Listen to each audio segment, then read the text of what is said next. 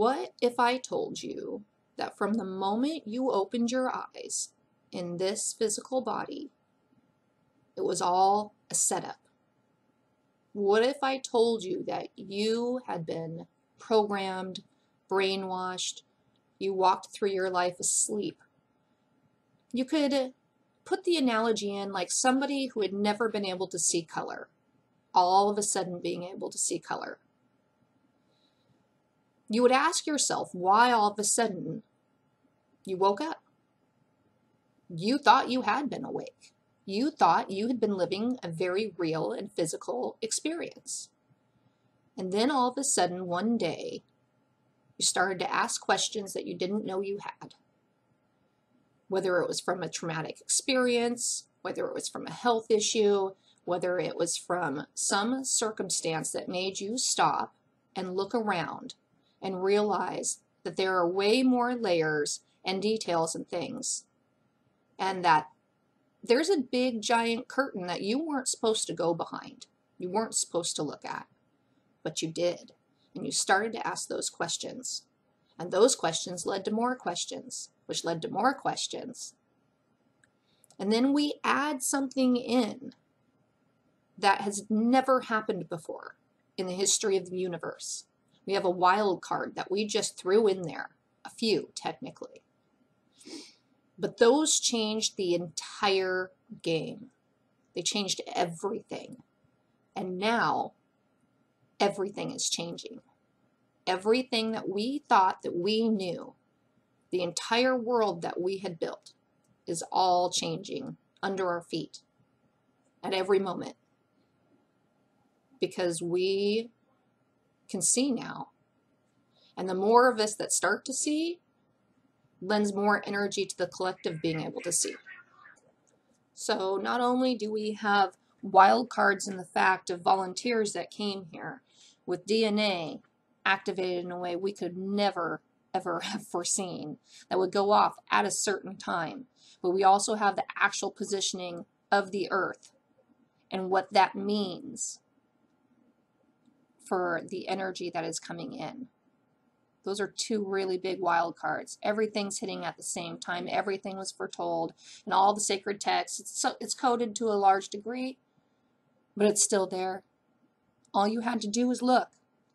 Half of us just were asleep. Half of us bought into the programming that we were given. But now we're all waking up, and each one of us that wakes up somebody else. That's pretty impressive. So, let's take a trip. Let's see what this looks like through one perspective. As you wake up and as you activate your crystalline DNA, your dormant DNA, these DNA codes that we've not had activated for millennia. We had cut off, we had interfered. Our DNA was very, you could put it, like I put it all the time, like a cast was put on it. We had mobility, we had function, we did not have full mobility, we did not have full function. As these wild cards really pop into play here, with the adamantite particles, or the, you could say God particles, the gamma waves, the gamma rays, the higher radiation, if you want to be very simple about it, coming in through the planet is definitely helping to activate those of us who already came in with somewhat activated DNA. Let's take a look at what this just might look like. As we activate the ability to see in more light spectrums, we see more layers, more details and things. I wonder what that looks like. Let's go down this rabbit hole.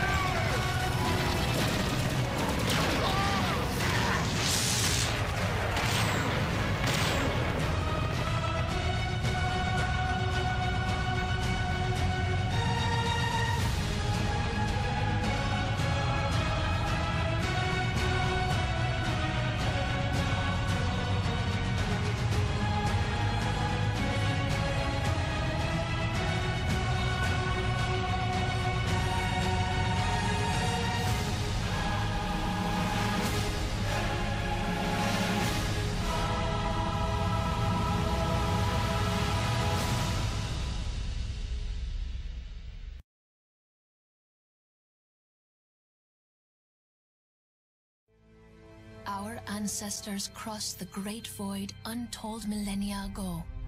Pilgrims from a dying world long since lost. From tumultuous beginnings, their struggle, courage, and fortitude gave birth to our civilization. For many centuries, our people prospered.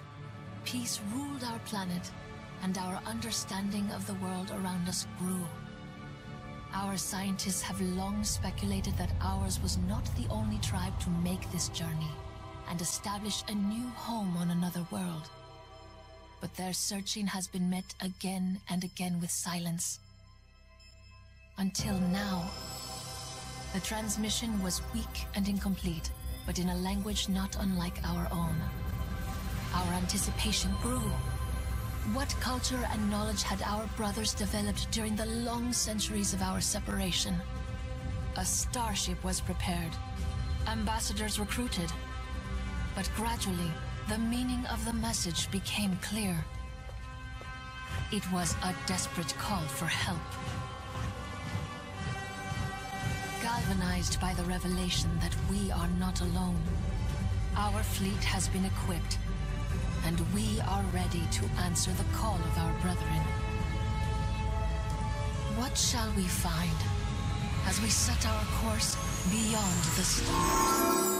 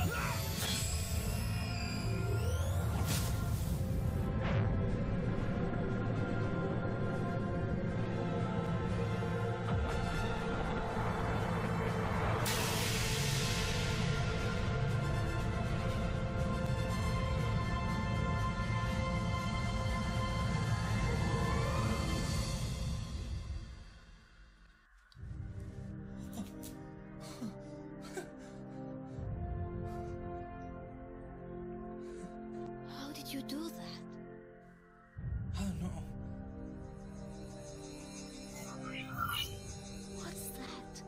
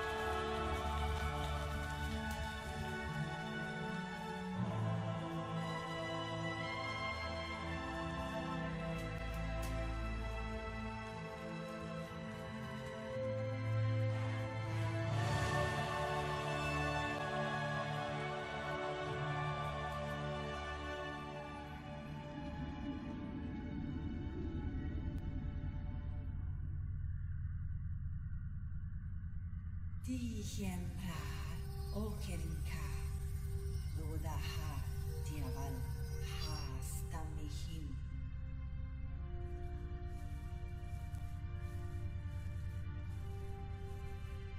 You understand her language? So what did she say? I'm not sure.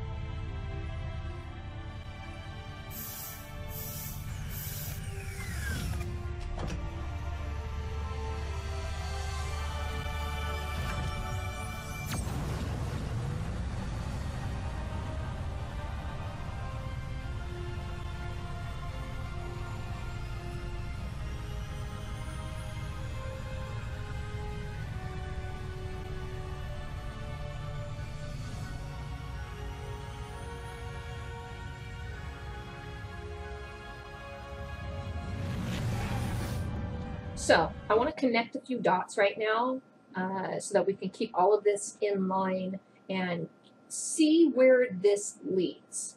Like I said, we could go down many different rabbit holes, but I think a lot of us are gaining this discernment and really able to take these little pieces of the puzzle, all these little breadcrumbs that we're seeing, and put them in one very interesting overview for everyone else. So I want to take a look at Naughty Beaver's video that he just did called The Light of Creation. He put together some really great dots that he connected, and I want to show those to you guys now. So let's move along. He does use a couple clips from a couple other people's videos. All the links will be included in the description box. Let's connect those dots. 13th, 5 p.m. Mountain Time, 2019. Guys, in this video, I want to share something with you that I observed back on Monday, February the 11th at around 5 p.m. Mountain Standard Time. I simply ran an errand down the street, and as I came out the store that I went to, by default, it faces west-southwest, and this is what I saw. It was a clear day, all day long. There were no contrails or anything like that in the sky, no clouds.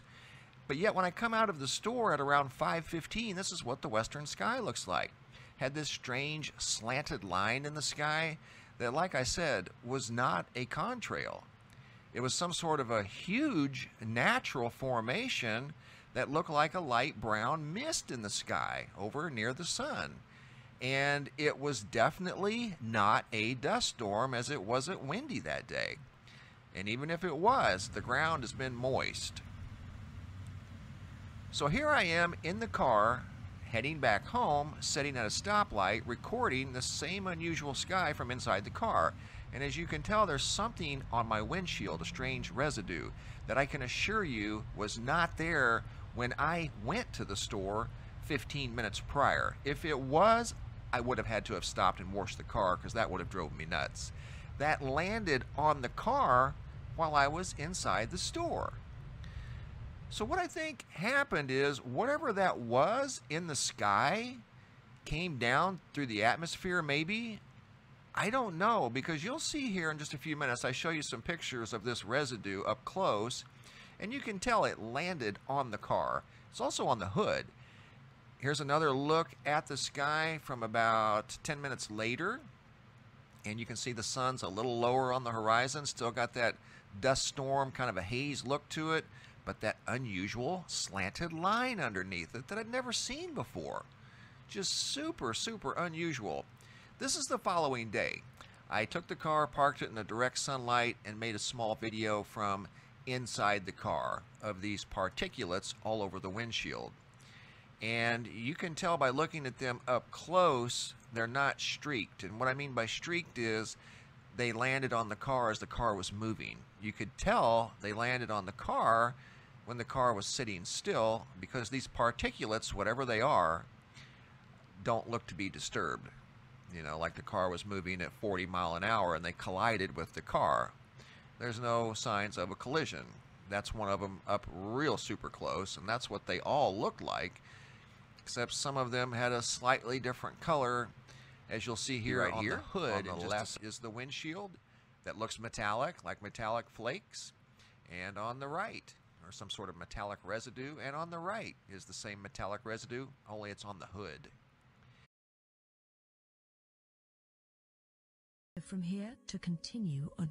These containers have been of service over these last years, we would say in your terms, approximately 7. Until that point the vibration of your planet was not of a frequency that would have been able to fuse and benefit from them, and would have caused mayhem should the energies have been released too early, too soon. We would liken that which we speak of to a large block of ice and little cubes being severed from it and melted and sprinkled into your atmospheres. These particles of energy are strictly measured, like a recipe that must adhere to correct levels in order to produce perfect cake. Too much would not serve, too little would do the same. I guess we would like to know what exactly this energy is, what it contains. Love, dearest Blossom. These vast containers contain higher vibrational energies of love. It is as pure and simple as that.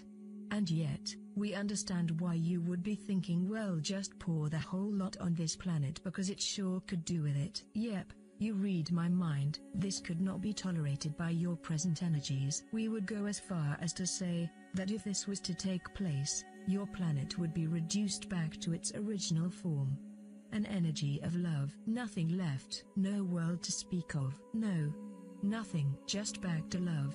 And this is not what you or all that is trying to accomplish. So many questions running through my head. So, why now? Why make it happen to bring this up again? For, let's be honest, like so many of your creations, it could have been buried in the archives of time forever, because now is the time when we are not just doubling, yet tripling the size of the cubes. This is why you are all going through so much. This is why you are hitting rock bottom, and yet, next minute, soaring through the rooftops. The intensity of the energy coming in has reached a place where it is perfectly aligned in order to coincide with all that is to take place. All that we have spoken of recently, ever is reaching a stumbling block. What?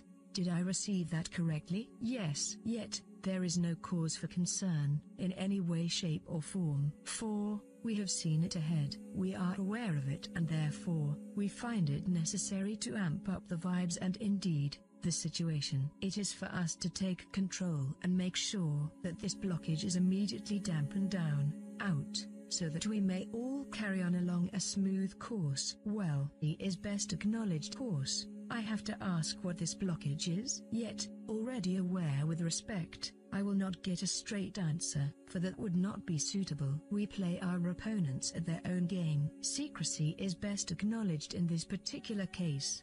Fair enough, I won't press further. Yet, we shall continue in that vein to say also, that the amping up of sending through the energy in larger doses is silently, behind the scenes, having a greater effect than we ever thought it would, might. It is, yes, causing turbulence in a fashion that upturns the energy of the beings who are conducting affairs that are certainly not of the heart. This driving force of energy, like love, is causing many to think again, rather like Enter in your fairy tales when the wicked witch repents and becomes virtuous. This is happening more quickly than we anticipated and is most joyful to encounter. What this stronger energy also wipe out, and as we say, upturn plans that are underway to demolish good. Meaning, it is nothing new to many of you, that there are those in command, control of your planet Earth that have an ideal to reduce the numbers of those who live upon it. Their plans to bring this about are quite severe. Yet, there are certain universal laws, rules that have to be abided by, and these plans that are underway are breaking all the rules. This cannot be allowed, even though they think they are getting away with it. Intervention shall be called in to counteract such devious thoughts and plans, no matter what any of you may have heard or read and maintained into your thought system.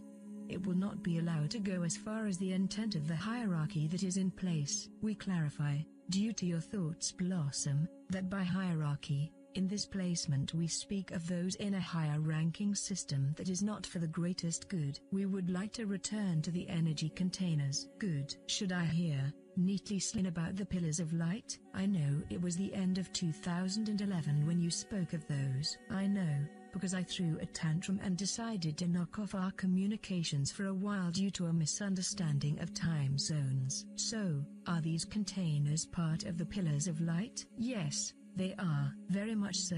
If you recall, in the channeling through of the message of old, we explained that the energy blocks were a condensed version, for want of a better way of putting it. An easier way to show would be that of a small piece of sponge, and when immersed in water, it expands. A poor, yet understandable analysis. Therefore, when the timing is correct, certain portions of this block are carefully removed and released into your energy fields. You want to say something else about before they are released, don't you? Yes, thank you. It was a matter of order of wording. Yet, to slip back into the position of portions being fully removed, they are then, Wow, we are both struggling here to get this across. Words, as you say. So inadequate. I can see in my mind what you mean, yet, no words to express. Let's keep on trying. Many thanks. These portions are then sectioned and, how would we say in your terms, the easiest way being put into chambers, where their role is made clear, in that, within these chambers, information is infused into them. When complete, they are sealed and treated before being released onto your planet. I fully get that this is merely a way of trying to interpret to us what happens, for we do not have your technology that you are using in our thought waves. Dear God, I sound quite intelligent. This is exactly right, Blossom. So much more is involved and yet inexpressible. I may have asked before, yet, what of information? Information that your beings already know and yet have not been ready, in a position to receive. Information that makes total sense as to your next moves. Information as to exactly what it is that you are to do next. What? Each one of us? Just a few? What? How does it work? It is of a majorly complex design, as these pillars move through your skies, some visibly, some not. They will deposit information into the beings who need to receive it. Different information for some than others. It is a matter of coding, which takes us onto another track altogether. Lordy Lord, I couldn't make this up if I wanted to. The codes within each living organism, each soul, are unique and individual, and as we have discussed before, are ever-changing. The codes within the pillars and the energies coming through from these containers are matched and change correspondingly to fall into place with its twin energy as it moves through. This is amazing, although mind-boggling and very much out of this world. It somehow is computing with my understanding. And believe me, I ain't no rocket scientist. So, you are saying, in a nutshell, that these pillars of light, and also, just in general the tripling of the cubes of energy coming through, are informationally coded? These codes are ever-changing to coincide with the ever-changing codes that each and every individual upon the planet has with every thought. And when passing by, matches up with, drops into, that particular individual. The information that he, she, is designed for. In a nutshell. Yes, if I thought it appropriate to swear in these communications, I could be dropping one that begins with F right now and in capitals. Not only that, I can't believe I have followed all this. You have followed it well easily.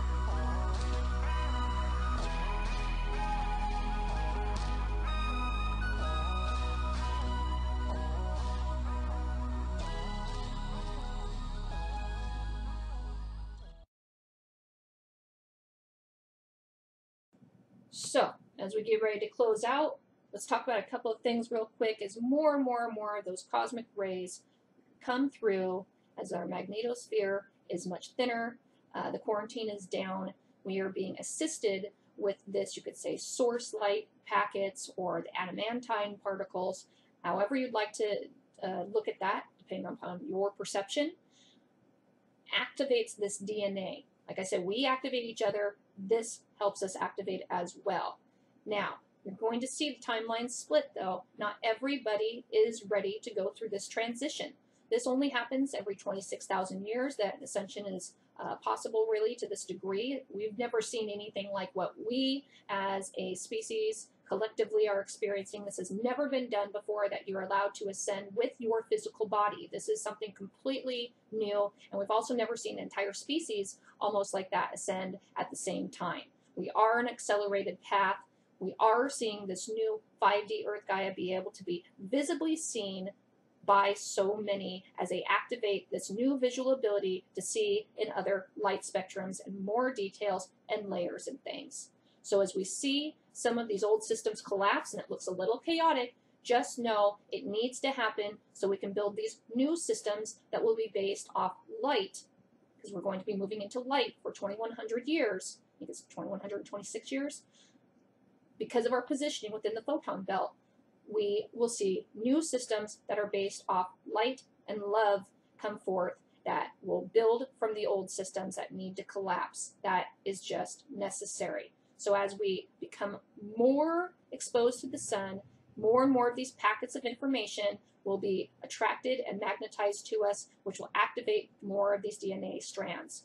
We have nothing in our recorded history that explains how this radiation, if we're going to put it in a very simple term, will affect everything on this planet. We know it's going to be profound. So, if you can, get out there in the sun, take some time to really surround yourself with nature, unplug from the AI systems. Remember, you probably go through a purge and detox phase. Most of us had implants. You might see it come out of your body. It might feel like a zap. It might feel like a bite or a sting. Most people will never notice it if they even purge an implant because they are so small. Most people never even catch it. However, some people will, and it might look metal. It might look plastic-like, but you will probably know that it's abnormal when you see it. We also have to take our power back and stop the siphoning of energy from these other lower vibrational beings. We had no idea what the rules were, but as we awaken, we remember what the rules were, and we learn what the new rules are. So as long as we know that, we can take our power back and stop this energetic siphoning. You could say it's like energetic, a vampire to some degree, and take your power back. When you do, and you start this ascension process, there are 3 stages. There's the initiation stage, it's where you have to open the door to it, the absorption stage, and of course the integration stage.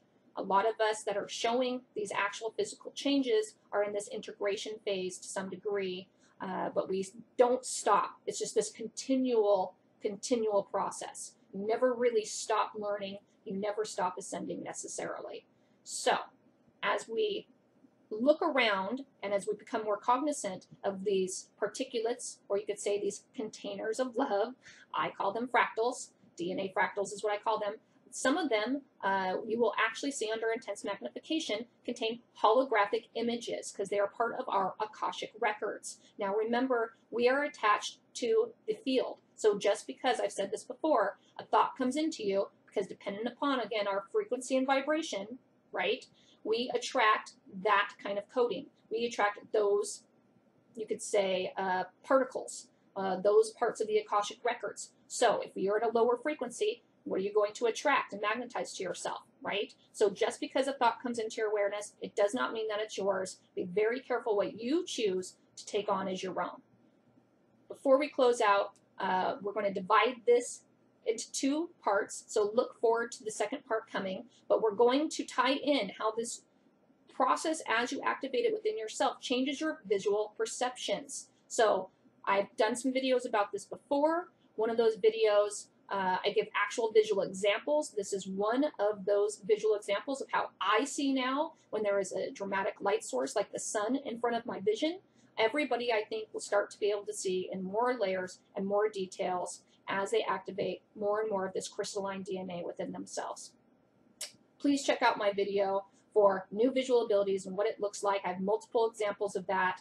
I also talk about why I think that's happening in a more detailed response. Also, we're going to tie in how this looks so much like Leonardo da Vinci's mirrored works. So many people are unaware that he even did works like this. This is his image of the Last Supper, but he had disappeared for 2 years. Nobody knows where he went or who he was with during that time. He never released that information publicly. When he came back, he was able to do these mirrored works like you just saw, and he was also able to create things and invent things that are still being used today in our military. They were so far ahead of his time. I think it's possible he ascended during that time. What I know is whatever happened, he was awakened when he came back because he was able to see in the way that I can see. Like I gave that visual example. I can see so many layers and details and like an underlined language that flows through everything. To me, I've said this before, it looks like hieroglyphics almost. It's this grid-like kind of structure that's geometric to some degree, but it makes, like one image makes another image makes another image. It's so hard to describe. So we're also going to tie into, as we develop more of these visual abilities, there is actual scientific evidence coming forward now. It is such an exciting time, validating what so many of us are seeing.